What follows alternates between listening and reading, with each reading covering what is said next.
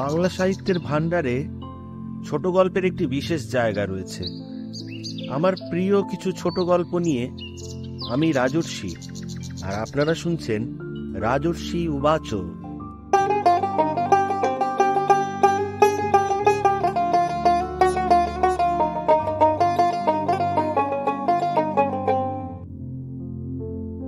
আজকে শোনাবো বিভূতিভূষণ বন্দ্যোপাধ্যায়ের গল্প প্রত্যাবর্তন।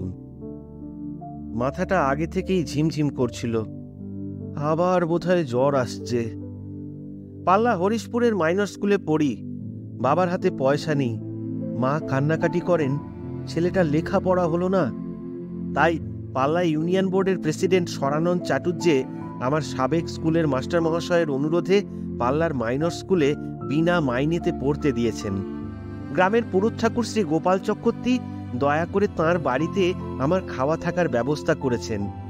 আমি এখানে আজ বছরখানেক হলো। থাকতে পারিনি ভালোভাবে দুটো কারণে, সে কথা কেউ জানে না। মা জানতো, কিন্তু মা তো এখন নেই এখানে। প্রথম কারণ, ম্যালেরিয়া জ্বরে ভুগছি আজ 1 বছর। কত ওষুধ খাচ্ছি, কিছুতেই সারে না। আর দ্বিতীয় কারণটা, আমার ছোট ভাই দেশে আছে, তার নাম নন্তু। বড় চমৎকার ছেলে সে, 7 বছর বয়স হলো। আগে আমায় ডাকতো তাতা ও তাতা বলে, এখন দাদা বলেই ডাকে। ভারী সুন্দর দেখতে। নন্তুকে না দেখে বড় কষ্ট হয়। সেদিন টিফিনের ছুটি হওয়ার আগেই মাস্টার মশাইকে বলি, স্যার আমার জ্বর আসছে। ননি মাস্টার আমার দিকে চেয়ে সহানুভূতির সুরে বললেন, আবার জ্বর? হ্যাঁ স্যার। বাড়ি যাবি? এখন তো হাঁটতে পারবো না স্যার। ও, তা এক কাজ কর, বেঞ্চিতে শুয়ে পড়। আয় দেখি, হাত দেখি। হাত দেখতে হলো না, গায়ে হাত দিয়েই বললেন, এ বড্ড জ্বর যে রে, গা পুড়ে যাচ্ছে। শুয়ে পড়, শুয়ে পড়। শুয়েই পড়ি বেঞ্চিতে। তারপর জ্বরে কখন অজ্ঞান হয়ে গিয়েছি। যখন জ্ঞান হলো, তখন আমতলার স্কুল বোর্ডিংয়ে আমাদের ক্লাসের গোপালের তক্তপোষে শুয়ে আছি। গোপাল আমার পাশে দাঁড়িয়ে বললে, কেমন আছিস বিনোদ? সে কোথা থেকে দৌড়ে এসেছে, গায়ে ঘাম, মুখ রোদে রাঙা হয়েছে। বললাম, দৌড়চ্ছিলি? হ্যাঁ, আরে ষাঁড় তাড়াচ্ছিলাম। হেডমাস্টারের কপি খেতে একবারে সাবার করেছে। আমার গায়ে হাত দিয়ে একটু দেখ না রে, জ্বর আছে নাকি। দাঁড়া দাঁড়া, দেখছি দেখছি। হ্যাঁ, এই বেশ আছে রে, খুব জ্বর। বাড়ি যাবি না? হাঁটতে পারলেই যাব। হ্যাঁ হ্যাঁ, তাই যা, এখানে শোয়ার জায়গা নেই। কোথায় থাকবি? বাড়ি যা। বাড়ি যাব কোথায় তাই ভাবি। এ আমার নিজের বাড়ি নয়। যার বাড়ি থাকি তিনি বাড়ি বাড়ি ঠাকুর পুজো করে বেড়ান। তার বাড়িতে খুব খাটতে হয় আমাকে। তার ছোট মেয়েটাকে সর্বদা কোলে করে বসতে হয়। একটু যদি কেঁদে ওঠে খুকি, তার মা আমার উপর ভারী চটে যান। একদিন মনে আছে, স্কুল থেকে বাড়ি গিয়েছি, খিদে সমস্ত শরীর হালকা হয়ে গিয়েছে। খুকিকে আমার কোলে দিয়ে তার মা রান্নাঘরে ঢুকলেন। আমি আসবার আগে থেকেই খুকি কাঁদছিল। আমার কোলে উঠে আরও কাঁদতে লাগলো। আমি কত বোঝালাম, কত ছড়া বললাম, গান গাইলাম, কিছুতেই শুনলে না, কান্নাও থামালে না। ওর মা এমন রেগে গেলেন আমার উপর, আমার কাছ থেকে খুকিকে নিয়ে নিজে কোলে করে বসলেন। আমায় কিছু খেতে দিলেন না। রাত্রেও আমাকে ভাত দিতেন না বোধহয়। রাত্রে চক্রবর্তী মশাই খেতে বসে বললেন, কই গো, বিনোদ খেয়েছে? তখন কত রাত হয়ে গিয়েছে, খিদে অবসন্ন হয়ে পড়েছি। স্কুল থেকে এসে পর্যন্ত একগাল মুড়িও খাইনি।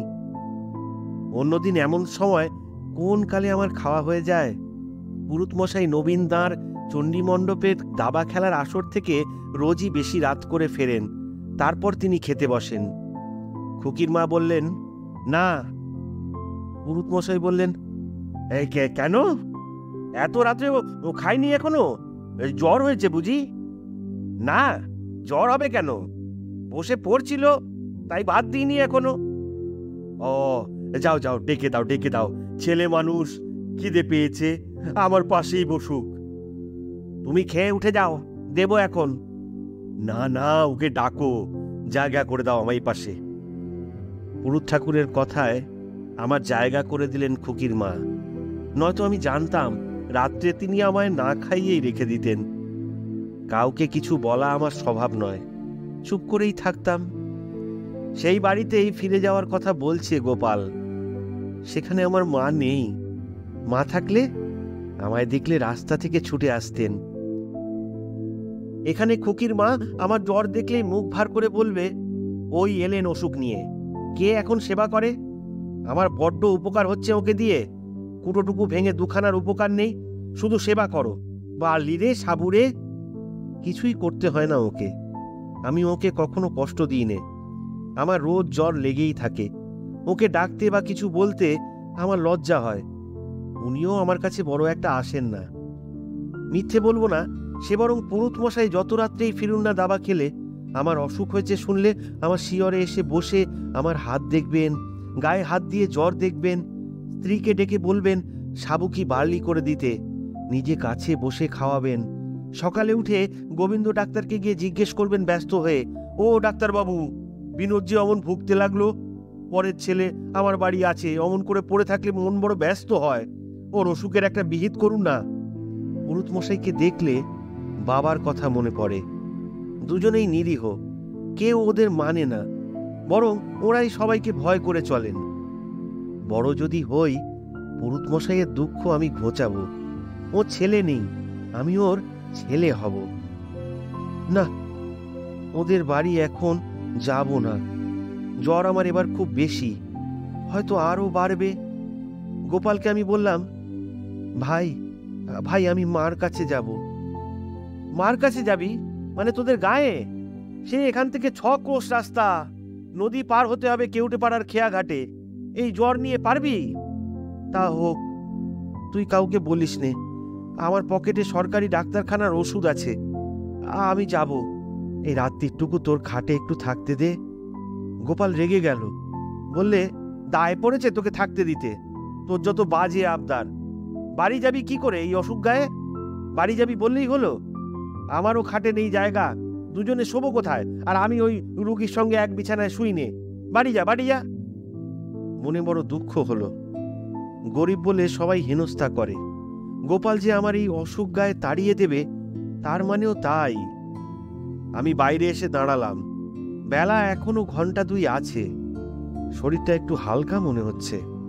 এই 2 ঘন্টা হাঁটলে ওই কেউটে পাড়ার খেয়াঘাট পর্যন্ত পৌঁছতে পারবো না? খুব পারবো।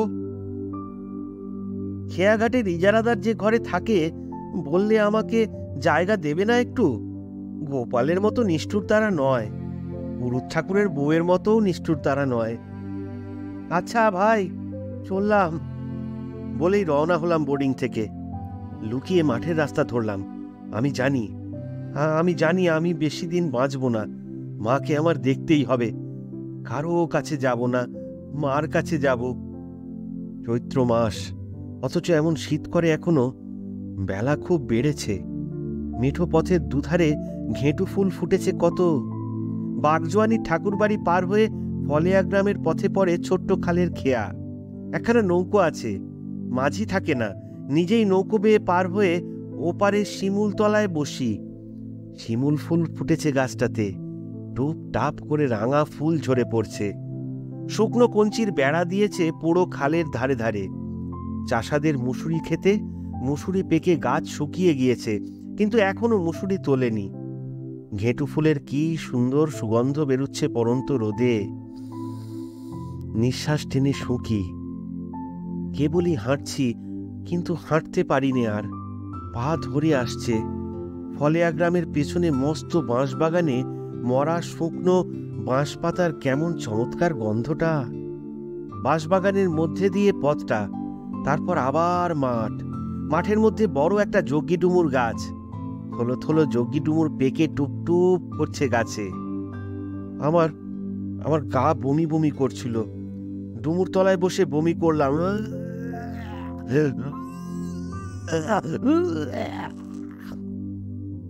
গা কেমন ঝিমঝিম করতে লাগলো। জল তেষ্টা পেল। একটু ঠান্ডা জল কোথায় পাই? অবসন্ন হয়ে থাকলে চলবে না, মার কাছে পৌঁছতে হবে। কখনো একা এত দূর পথ হাঁটিনি। ভয় করছে। অন্য কিছুর ভয় আমার নেই। ওই ওই চিলতেমারি গ্রামের শ্মশানটা রাস্তার ধারেই পড়ে। শ্মশানে নাকি কত লোক ব্রহ্মদত্তী দেখেছে, পেতনি দেখেছে। চিলতেমারি যেতে অবশ্যই সন্ধে হবে না। হে ভগবান, হে ভগবান, যেন সন্ধে না হয়। মাকে দেখতেই হবে, তার আগে যেন সন্ধে না হয়, অথবা না মরি। হে ঠাকুর। একটা কাদের বাড়ি পথের ধারে। দরজায় দাঁড়িয়ে বললাম, একটু জল দেবে? একটি 10-12 বছরের মেয়ে আমার সামনে এসে বললে, কি জাত? ব্রাহ্মণ। আমাদের জল খাবে? আমরা জেলে। তা হোক, একটু জল দাও। মেয়েটি একটু পরে একখানা পাটালি আর একটি ঘটি জল নিয়ে এসে আমায় দিলে। আমার দিকে ভালো করে চেয়ে দেখে বললে, তোমার কি হয়েছে? জ্বর। কোথায় বাড়ি? মনোহরপুরে। এই পাটালি খাবো না, শুধু জল দাও। জল খেয়ে আমি হেঁটে চললাম অতি কষ্টে। মেয়েটা আমার দিকে আশ্চর্য হয়ে চেয়ে রইল অনেকক্ষণ। সে বোধহয় বুঝতে পেরেছিল আমার হাঁটতে কষ্ট হচ্ছে। সে চেঁচিয়ে বললে, আজ এখানে থেকে গেলেই পারতে। হ্যাঁ গো। আমি ঘাড় নেড়ে বললাম, না, আমাকে যেতেই হবে। মার জন্যে মন কেমন করছে। আবার মাঠ। কি সুন্দর মাঠ, শুধু আকন্দ ফুল আর ঘেঁটু ফুল ফুটে আছে। যদি শরীর ভালো থাকতো, হয়তো মাঠে হাডুডু খেলতাম বন্ধুদের নিয়ে। সূর্য অস্ত যাচ্ছে। এখনো সামনে চিলতেমারি গ্রাম, তারপর কেউটে পাড়ার খেয়াঘাট, যমুনা নদীর ওপর। সন্ধে হলেই আমার ভয় করবে। চিলতেমারির শ্মশান তার আগেই পিছনে ফেলতে হবে, কিন্তু আর যেন হাঁটতে পারছি নে। শরীর কেমন করছে। একটা তুঁত গাছের তলায় গুঁড়ি ঠেস দিয়ে বসে দম নিই। সূর্যটার দিকে চেয়ে চেয়ে দেখি, সূর্য ডুবলেই অন্ধকার হয় না। ভরসা একেবারে ছাড়ি নে। আচ্ছা আচ্ছা, তোর তলায় যদি আর খানিকটা বসি? না না, তাহলে কেউটে পাড়ার খেয়াঘাটে পৌঁছতে পারবো না। আবার জ্বর আসছে নাকি? বড় শীত করছে আবার। এক দাগ ওষুধ পকেট থেকে বের করে নাক টিপে খেয়ে নিলাম। বিকট তিতো, কুইনিন মিক্সচার। মা সুপুরি কেটে দেবে বাড়িতে, তখন আর শুধু মুখে আর ওষুধ খেতে হবে না। চিলতেমারি ছাড়ালাম প্রাণের দায়ে জোর হেঁটে। শ্মশান রাস্তার বাঁ দিকে তেলাকুচো আর সোয়াদি গাছের নিবিড় ঝোপে অন্ধকার হয়ে আসছে। আর চোখে একবার চেয়ে দেখে সন্তর্পণে রাস্তা পার হয়ে যাচ্ছি। কে যেন বলে উঠল, পারবি নে তুই মায়ের কাছে যেতে, আমরা তোকে যেতে দেব না, তোকে এই শ্মশানেই রাখবো। দূর, ওসব মনের ভুল। রাম রাম রাম রাম রাম রাম রাম রাম। এখনো অন্ধকার হয়নি। অন্ধকার না হলে ওসব বেরুতে পারে না। রাম নামে ভূত পালায়। কিন্তু সত্যি আর হাঁটতে পারছি নে। কেউটে পাড়া এখনো কত দূর। ওই দূরে বাঁশবন দেখা যাচ্ছে কেউটে পাড়া গ্রামের। এখনো অনেক দূর। এই বড় মাঠটা পার হতে হবে। একটাও জনপ্রাণী নেই। এই সন্ধ্যের সময় মাঠে কেউ দেখবার নেই।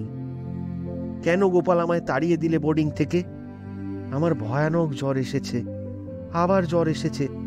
কেউটে পাড়া কত দূর। চোখে যেন সর্ষের ক্ষেত দেখছি চারদিকে। পরুৎ ঠাকুরের স্ত্রী রাগ করে বলছেন, মা গো, ছেলেটা শুধু জ্বর আর জ্বর, পরের আপদ কে দেখাশোনা করে? আজই বিদায় করে দাও। ননি মাস্টার বলছে, ওর পা ফুলেছে, ও আর বাঁচবে না, ও এবার যাবে। ডান দিকে একটা বড় আম গাছ রাস্তার ধারে, ওইখানে একটু শুয়ে জিরিয়ে নেব, আর এক দাগ ওষুধ খাবো। আর হাঁটতে পারছি নে, ভীষণ জ্বর এসেছে। হঠাৎ আমার মনে হলো, ওই আমতলাতেই মা আঁচল বিছিয়ে বসে আছেন। আমি আসবো বলেই কখন থেকে বসে আছেন। মা এগিয়ে এসেছেন আমায় নিতে।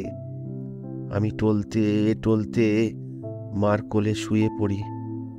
মাথায় একটা কিসের চোট লাগলো। তারপর আমার আর জ্ঞান নেই। অন্ধকার নামলো মাঠে।